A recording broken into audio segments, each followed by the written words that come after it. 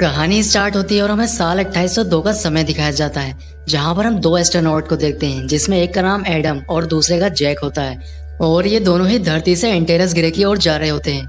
दरअसल पृथ्वी पर एक ऐसा वायरस फैल चुका है जिसकी वजह से धरती की सभी औरतें खत्म हो चुकी हैं।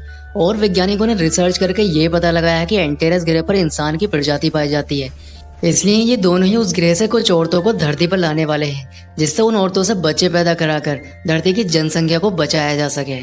अब ये काफी लंबा सफर तय करने के बाद एंटेरस ग्रह के पास पहुंच जाते हैं। और ये जैसे ही एंटेरस ग्रह की कक्षा में प्रवेश करते हैं, हवा के तेज फ्रिक्शन के कारण उनके स्पेसशिप में आग लग जाती है, जिससे उनका स्पेसशिप कंट्रोल से बाहर हो जाता है।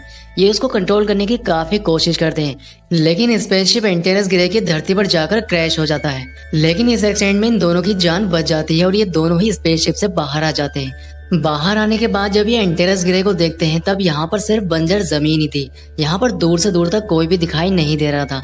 यहाँ पर एडम तो पूरी तरह से ठीक होता है, लेकिन जैक के शोल्डर पर काफी ज्यादा चोट आ गई थी, जिसकी वजह से उसको काफी दर्द हो रहा था।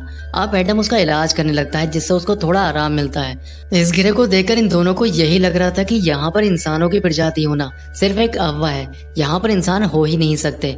लेकिन तभी ने कुत्ते के भौंकने की आवाज आती है। एडम जब जाकर चेक करता है, तब वहां पर एक बच्चा मिलता है जिसके हाथ में एक कुत्ता था। एडम जब उसके पास जाने की कोशिश करता है, तब वो बच्चा यहाँ से भाग जाता है और वो बच्चा भागकर कुछ महिलाओं के पास पहुंच जाता है, जो कि देखने में एक सोल्जर जैसी लग रही थी। अब वो महिलाएं उस बच्चे को पकड़ लेती हैं और अपने साथ ले जाती हैं। दूसरी ओर एडम भी उस बच्चे को ढूंढ रहा होता है, लेकिन तभी यहाँ पर जोरदार भूकंप आता है। अब एडम अपनी कम्युनिकेशन वॉच के जरिए जैक को कॉल करता है और यहाँ पर आने वाले सभी भूकंप की तीव्रता मापने के लिए कहता है। इसके बाद एडम जब आगे बढ़ता है, तब उसे बहुत बड़ा टेम्पल दिखाई देता है। एडम उस टेम्पल के अंदर चला जाता है, जहाँ पर उसे बहुत सारी महिलाएं दिखाई देती हैं। और उन महिलाओं की बातें सुनकर एडम को पता चलता है कि यहाँ पर महिलाओं का ही राज है और इस ग्रह पर मर्दों की कोई वैल्यू नहीं है।